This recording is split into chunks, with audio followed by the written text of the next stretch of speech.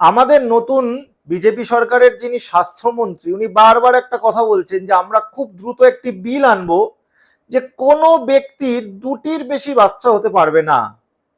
কোনো ব্যক্তির দুটির বেশি বাচ্চা পশ্চিমবঙ্গে হতে পারবে না, এটা একটা বিল বিজেপি সরকার আনার কথা ভাবছে। আচ্ছা, বিজেপি আমরা যদি 2014 সাল থেকে বিজেপি সরকার দেখি, বিজেপি সরকার একটি প্রবণতা আছে, এক দেশ এক আইন, এক দেশ এক ভাষা, এক দেশ এক ভোট, এক দেশ এক রেশন, সবকিছুই এক দেশ এক নিয়ম।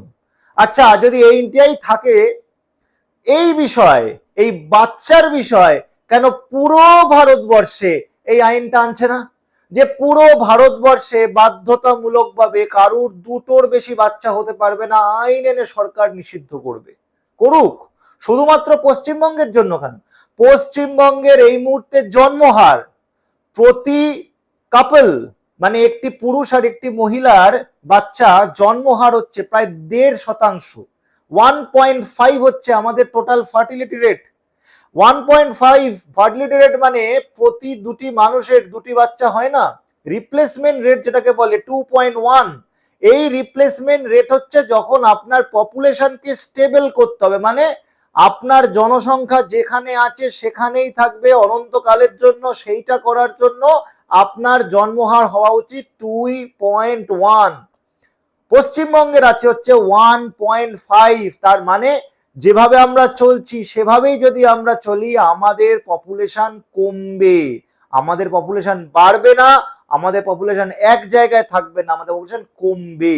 তো যখন পশ্চিমবঙ্গের পপুলেশন কমার দিকে, তখন কেন এই পশ্চিমবঙ্গে দুটি বাচ্চা মিনিমাম ম্যাক্সিমাম করতে পারবে এই নিয়ম সরকার আনতে যাচ্ছে?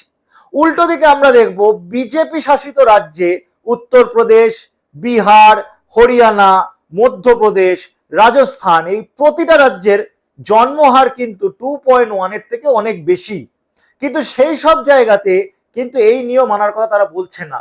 তার মানে কি তারা চায় যে পশ্চিমবঙ্গের জনসংখ্যা প্রতিদিন কমুক আর বিজেপি শাসিত সেসব রাজ্যের লোকেরা সংখ্যায় দিন দিন বাড়ুক, আর তারা এসে পশ্চিমবঙ্গটাকে দখল নিক?